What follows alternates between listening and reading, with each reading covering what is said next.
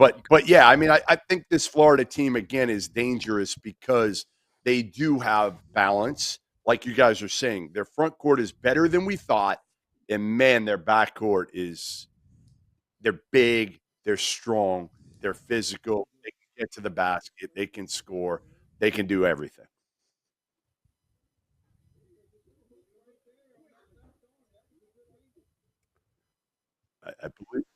I believe we have Todd Golden here, John Martin. All right. Well, we'll bring in John. We'll bring in Todd Golden here. We're subbing. Our host, John Martin, looked like he was taking a nap, but he is frozen. So, Todd, congrats, man. 73-43. All right, listen. I think you were optimistic you were going to win this one, but if I told you would win this by 30, and as I use my word, mollywopped Tennessee, I know you don't want to use that word, but how surprised would you have been? I would have been very surprised. Obviously this was a team that we have great respect for. Obviously they played great all year. But to your point, getting them on our home floor, getting them in the O-Dome, it was a game that we expected to win, just being honest. A game that going into the game, we felt like, we had the ability to win the game, and we knew it was going to be really tough and that we had to meet the challenge. But we had great confidence going into it. I thought we had a great couple of days of prep coming off that Kentucky loss, and in a way, probably helped prepare us even more because we definitely focused on the defensive end the past couple of days. Hey, Todd, congrats on the win. That was big time. I was curious, Elijah Martin, I was able to spend a little time around that FAU program the last couple of years. And one thing that really stood out to them was they were a really competitive group. And I think he was as competitive as anybody. What is he kind of, he had another awesome game tonight. He was really good the other day against Kentucky. What's he brought? You had a lot of roster continuity this year, but what's he maybe brought to elevate this group? He's been amazing, man. He's been simply amazing. I think when you look at Elijah, he's just a winner. He's an absolute winner. He's a great competitor, a really good basketball player. And, I think the thing that he's really brought to us is just helping our younger guys understand what winning looks like. He's a guy that played in the Final Four. That's further than anybody on our team or our staff has made. So he earned a lot of respect as soon as he walked into our program that way. And, he's the type of guy, because of his past success and because of his work ethic, he commands a great deal of respect amongst his teammates and our staff as well. And, we started seeing it all through the summer. Him, Walt, and Will really took on the leadership roles of this team. And, with those three guys all being great players and all being super unselfish, I think it really gives our team a chance to have a great season. But Elijah's, his intensity, his willingness to try to guard the best perimeter player every night out, and just his shot making ability and his toughness has really allowed us to elevate our program. Hey, Coach, this is Tyler. Great win tonight. I want to talk about one of your bigs, Alex Condon, controlling the paint and giving you an option to go inside. I love that from him. What has he done for this team and his post presence? What has, been so big about him this year?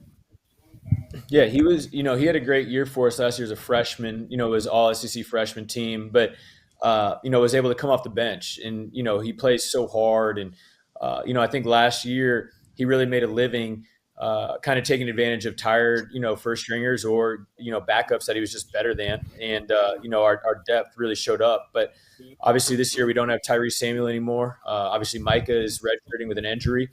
And we knew in kind of this new world of roster building and trying to put a team together that for us to be the best we could be, Alex would need to take another step forward in his sophomore year and kind of be able to take on that starting role, kind of be our high usage big front court, and kind of be our third or fourth highest usage guy with those perimeter players.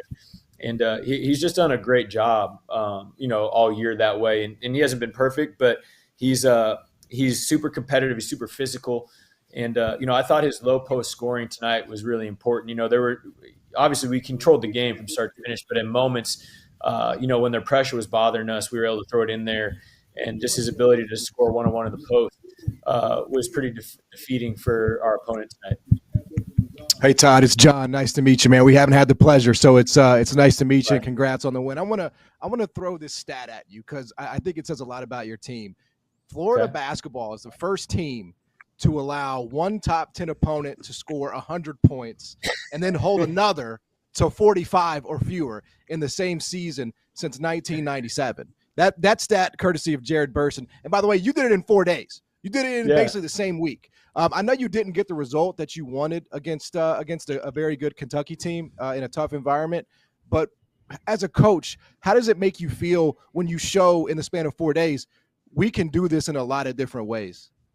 Well, I think the funny thing, and you guys all know basketball it's a funny game. I thought on Saturday our effort was there. We played hard. It was not a lack of effort. I thought Kentucky did a great job of executing and shot making. And even when we did have, pretty good defensive possessions, they were just able to score and take advantage of it. And that game obviously got up and down. Both teams scored in the hundreds.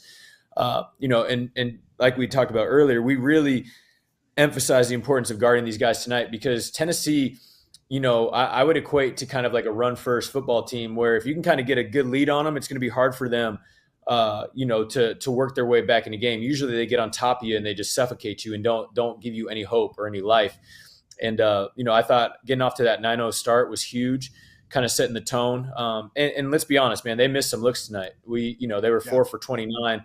Lanier missed some good looks. Gainey missed some looks. And so, the 3-point volatility went back in our direction tonight. But one of our assistant coaches, John Anderjak, came up to me after the game and said, hey, we held Kentucky and Tennessee to an average of 75 points. It's not bad. And it was talking about, two completely different results, but it was a good laugh after the game. All right. My final question, and by far my favorite part of this interview was Tyler actually introducing himself to you. Like you don't know who Tyler Hansbrough is. I do. I greatly appreciate it. It's great to meet you, Psycho. Classic. Absolutely classic. Great to have you on, Coach. For me, I don't know what you went in with expectations, Todd. I don't know if you thought right away, hey, we might have a chance here. If it took some time, you didn't play the toughest non-conference schedule, but you were beating teams pretty handily. But after tonight, does it change maybe how you feel about this team? And instead of thinking, all right, you know what? Yeah, we got a team that could maybe go to the second weekend and we'll see what happens. Now, do you think you and even the players maybe have a different philosophy and a different mindset on what they could do or should do this season? Yeah, this team, the great thing about this group is, I keep going back to our veteran backcourt, but those guys, all year, regardless of what our record was or where we were in the season, they've had really high aspirations, for what the season would turn out to be. And, we've talked all year about this team having the potential, to make a run and play deep into March, potentially into April. And, our schedule was a little fluky. We played some perennially good teams that maybe didn't have as good a non-conferences as they usually have. But that win in Charlotte that you were at, Jeff, against North Carolina, that was a big win for us because although North Carolina hasn't played at a crazy, crazy high level all year, playing them in Charlotte was basically a road game for us. And we found a way to, get through some adversity and win that ball game. And that kind of gave us some really good confidence. And even in a loss in Rupp, I as the head coach gained confidence coming out of that game that, knew it was going to be a really tough game, really tough place to play. And, I felt like we could play with anybody coming out of there. So to be able to, win this game, start to finish as we did tonight, continues to build on that we believe we can play with anybody in this country right now. And, our goal is obviously to be, a top seed in the NCAA tournament, whether it be a 1 or a 2 or 3, just to be in that equation. And I think we're there right now, and it's going to be really challenging over the next 16 games to continue to build the resume. And as you guys know, every night is an absolute war in this league. We're going to Fayetteville on Saturday. That is not going to be an easy game. Obviously, it's going to take everything we got to find a way to get that done. But I do think this team has some really good confidence right now. And if we can make sure that we don't allow it to go to our heads at all, which I certainly won't, and I think our veterans won't allow it to either. We have a chance to do some really special things this year.